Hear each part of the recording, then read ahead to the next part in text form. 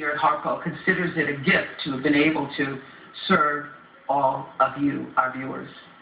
I've said many times I have the best team in TV, and it's not just because they're great at what they do, not just because they work 17-hour days, but it's because we all here are aligned with the vision of service to you, our viewers. So Harpo family, thank you for your love and your loyalty on this trip we've all had of a lifetime. People often ask me, what is the secret to the success of this show? How have we lasted 25 years? I non-jokingly say, my team and Jesus. Because nothing but the hand of God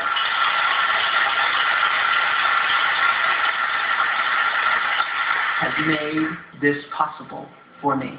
Thank you. For all of you who get riled up when I mention God and you want to know which God am I talking about, I'm talking about the same one you talk about. I'm talking about the Alpha and Omega, the omniscient, the omnipresent, the ultimate consciousness, the source, the force, the all of everything there is, the one and only G-O-D.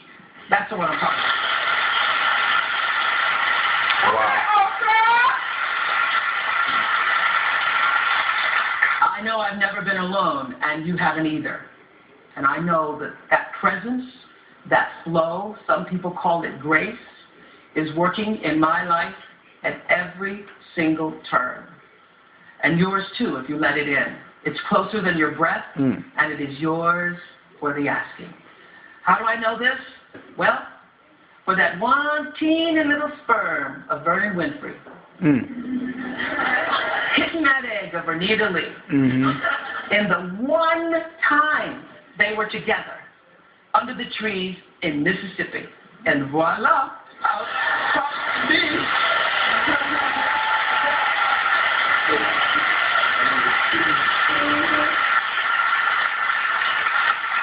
From Mississippi to this moment with you, I know what a miracle that is.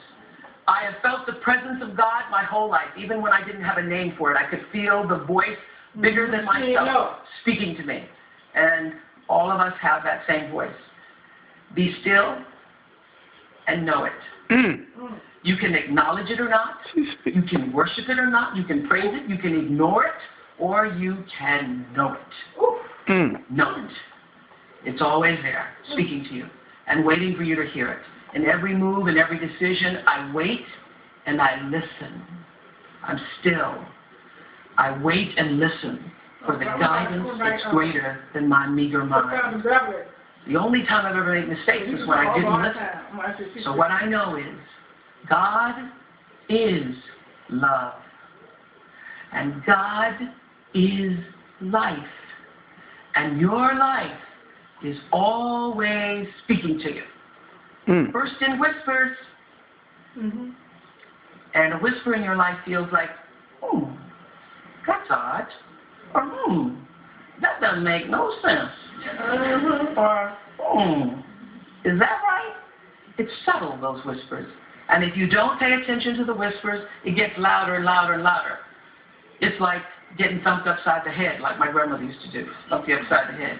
You don't pay attention to that, it's like getting a brick upside your head. You don't pay attention to that, the whole brick wall falls down. That's the pattern that I've seen in my life, and it's played out over and over again on this show. And so I ask you, what are the whispers in your life right now? What's whispering to you?